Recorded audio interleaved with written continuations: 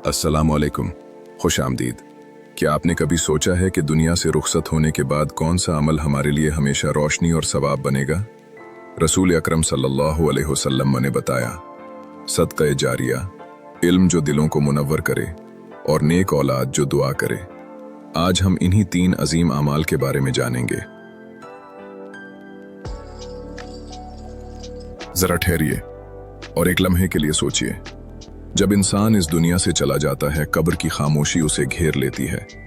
अब उसके साथ कुछ भी नहीं जाता, न माल, न शोहरत, न ताकत। रसूल अकरम सल्लल्लाहु अलैहि वसल्लम फरमाते हैं, इंसान के तमाम आमाल खत्म हो जाते हैं, मगर 3 चीजें बाकी रहती हैं। 1.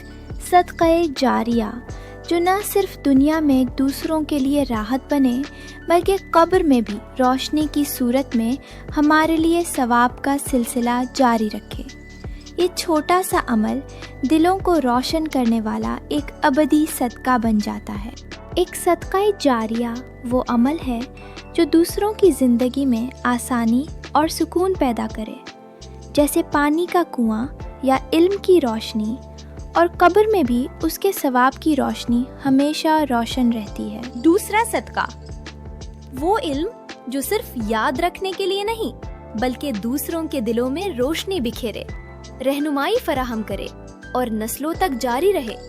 यही सबसे खूबसूरत सदका इल्म है। वो इल्म जो दिलों को जगाता है, सोच को रोशन करता है और दूसरों की जिंदगी में रहनुमाई का चिराग जलाता है। यही इल्म हमेशा जारी रहता है और सदका जारिया की तरह सवाब का जरिया बनता है।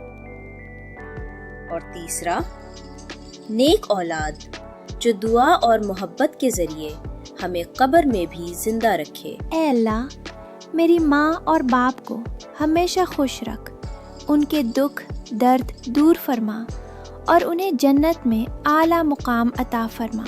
आमीन। Thanks for watching. Please like, share and subscribe my channel for more such videos.